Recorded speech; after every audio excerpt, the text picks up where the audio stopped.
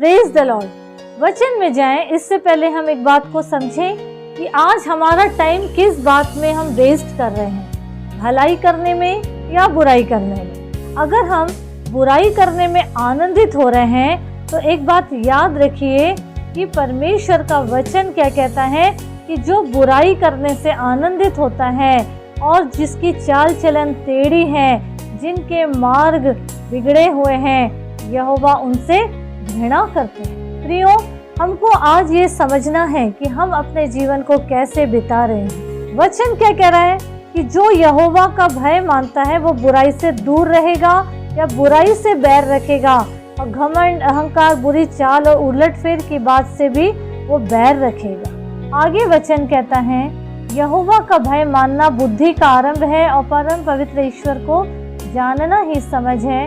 मेरे द्वारा तो तेरी आयु बढ़ेगी और तेरे जीवन के वर्ष बहुत होंगे।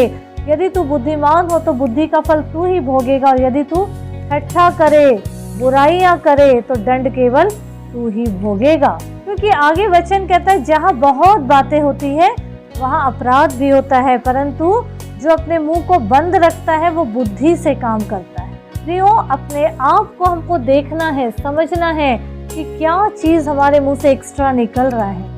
कहीं ऐसा तो नहीं कि वो सब प्रभु के राज्य में रिकॉर्ड हो रहा है। आज हम बक करते जा रहे हैं, पर ये सोच नहीं रहे हैं कि हम अपने ही लिए गड्ढा खोद रहे हैं। क्योंकि वचन क्या कहता है कि बुरा मनुष्य अपने दुर्वचनों के कारण, अपने ही बुरे शब्दों के कारण फंदे में फंसेगा, परंतु धर्मी संकट से निकास पाता है। परंतु जो दूसरे की बुराई का खोजी होता है उसी पर बुराई आ पड़ती है। वचन क्या कह रहा है, जबकि अधोलोक विनाश लोग यहोवा के सामने खुले हैं तो निश्चय मनुष्य के मन भी।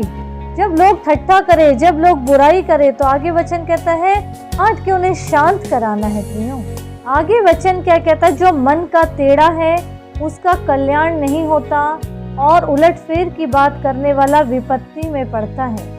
अगर हम नीति वचन 18 उसका 21 पद पढ़ेंगे तो जीव के वश में जीवन और मृत्यु दोनों होते हैं, और जो उसे काम में लाना जानता है वो उसका फल भोगेगा।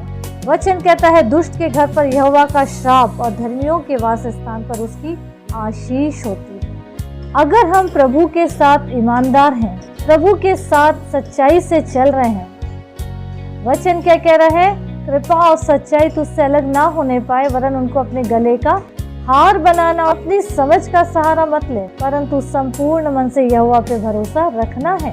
और जब हम ऐसा करेंगे तो वचन क्या कहता है, तब तू अपने मार्ग पर निडर चलेगा, तेरे पाँव में ठेस ना लगेगी। जब तू लेटेगा तो भय नहीं खाएगा और तुझे अच्छी और सुख की नींद आएगी, क्योंकि यहोवा तुझे सहारा दिया करेगा और तेरे पाँव को फंदे में फंसने ना देगा।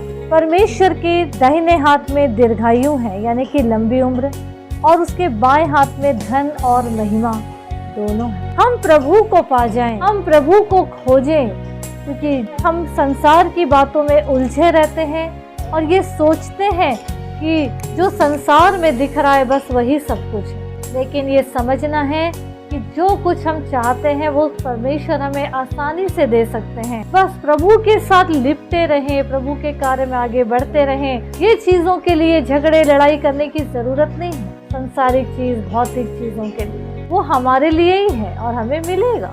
बस पूरी रीति से प्रभु पे भरोसा करें और प्रभु के साथ आगे बढ़े। बुराई करने से अपने ज़बान को रोके रहें और कहें प्रभु मेरे ज़बान के द्वार की रखवाली कर, क्योंकि जो निकम्मी बेअर्थ बातें इस ज़बान से निकलेगी, न्याय के दिन इन्हीं वचनों के आधार पर हमें दंड दिया जाएगा। इसीलिए बुराई से दूर रहकर भलाई करिए, नम्र और दीनता से प्रभु के साथ आगे बढ़िए और प्रभु की महिमा के योग्य बनिए। प्रभु यीशु मसीह इस वचन के द्वारा हर एक को आशीष दे। आमीन।